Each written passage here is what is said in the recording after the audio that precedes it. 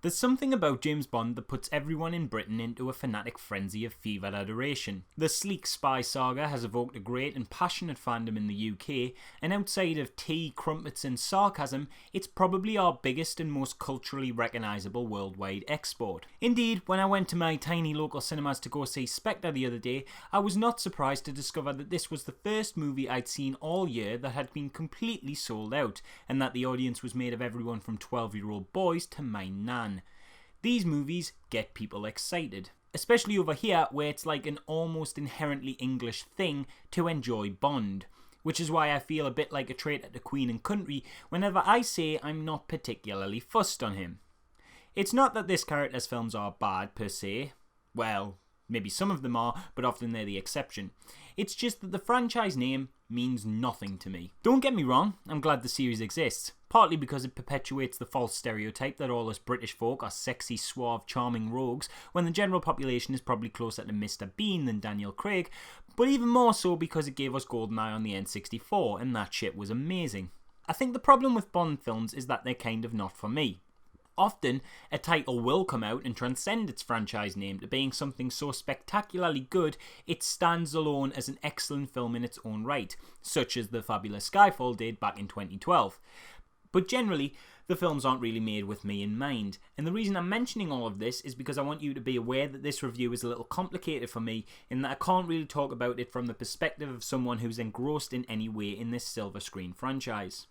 I went into Spectre not as a fan of War Jimmy, but just as someone who wanted to see a film, and that might not be the perspective you're looking for. So just a heads up on that to say that if you are a Bond fan, take my opinion somewhat with a grain of salt, and if you feel the need to hang, draw and quarter me in the name of Britannia following this review, I'd say that's fair. So anyway, let's talk about Spectre. Going into the cinemas, I was actually surprisingly optimistic about seeing this film. While I have no real attachment for this streak of flicks, I do however like Sam Mendes, and his work on Skyfall was pretty damn exceptional, so much so that I'd probably put it on my list of favourite 2012 films.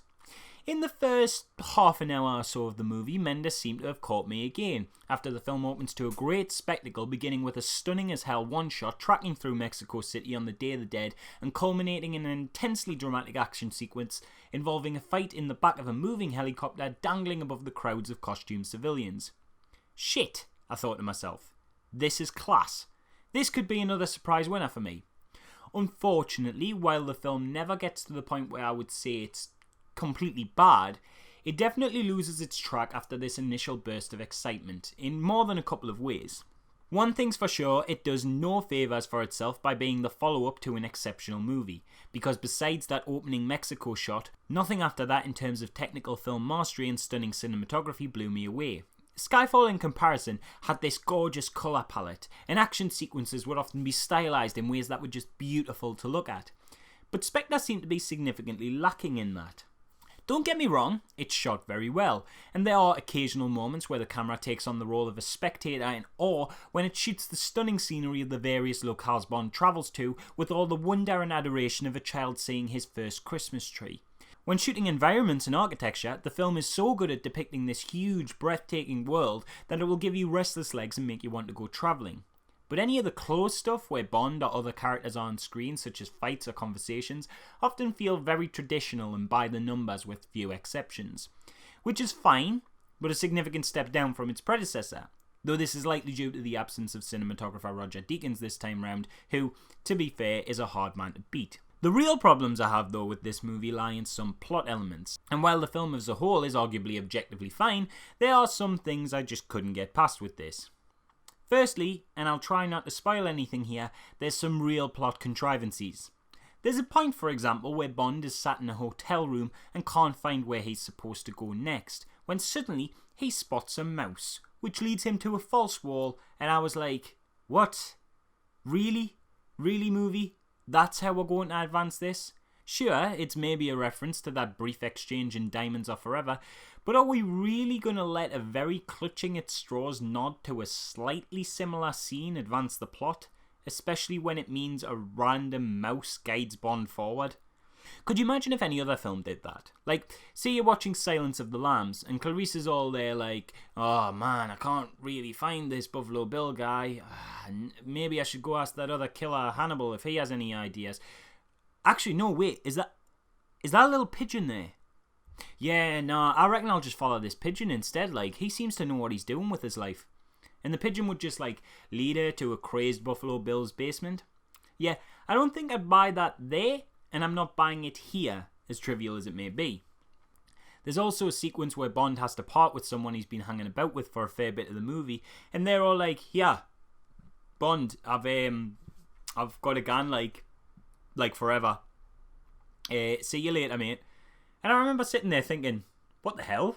That was a sudden, anticlimactic and out of nowhere departure. What was that all about? Before realising 5 minutes later, oh, okay, they were just clunkily setting something up there. Plot-wise though, the absolute worst thing about the movie that I just couldn't shake off when the credits rolled was how weak the main villain was. Here you have Christoph Waltz, a man I believe to be one of the greatest actors alive today. You wait till about an hour and a half into the movie to introduce him properly, then you give him a grand total of maybe 10 minutes of screen time, and then slap on a motivation that is absolutely horrible. Like, I don't want to spoil why he's pursuing Bond, but I will say it gives Iron Man 3's Aldrich Killian a run for his money. And that was a character whose logic was, oh, a billionaire bothered at a New Year's Eve party while he was both drunk and had his arm around a very attractive woman didn't come to see me on the roof. I suppose my only rational thing to do next would be to put bombs into amputees, like. The pacing is also a little clunky. I found the B-plot revolving around the side characters MQ and Miss Moneypenny mind-numbingly boring at times. And although it had some interesting things to say about state surveillance, it was a little clunkily delivered and felt strangely disconnected from the main outing until the very end of the movie. The fact that it would cut to this from interesting action set pieces or super school spying shenanigans in a series of interesting locales made the film feel tonally mixed at times. The ending also suffered with the pacing. The movie seemed to have 3 rushed final acts instead of 1 polished one, and everything just kind of worked out a little too nicely to wrap things up. The other thing I didn't like, and this is where a lot of people are going to disagree with me, was in the Bond tropes. The film occasionally tries to subvert some of these, but ends up just falling into them all the same. I get that it's all part of the Bond feel, but the movie does some things that just grate on me. For example, there's a woman in here whose sole purpose is to give Agent Jim something to shag before the main Bond girl shows up, and the reveal of the latest car felt like a 2-minute ad that would have been ripped to pieces in any other film, but wasn't here because that's just how Bond films work. I do understand there's a certain set of boxes these movies have to tick and people like them exactly the way they are, but for someone not invested in the franchise, it's a little harder to swallow the tropes each time they repeat, and it's difficult to get behind a protagonist who, let's face it, is an unlikable dickhead with almost zero character development in the past 50 years. That said though, the film is actually pretty good in a fair few amount of places. In fact, if you fixed a few major flaws, it only falls short of being great. I can recognise that much, even though I personally didn't like it. It has enough going for it to be a really enjoyable ride for the right audience. It's well acted, well presented, nicely scored. The practical effects are brilliant. There's even a decent bit of comedy, and the set pieces are dynamic enough that if you're big on action movies, you'll really enjoy this movie, and if you're big on Bond movies, you'll really enjoy this movie. And if you're big on both of those things, you'll probably love it. Personally though, I just thought it was okay at best. Now, having said that, I'm going to go before the Queen finds out where I live and hangs me like the filthy traitor I am.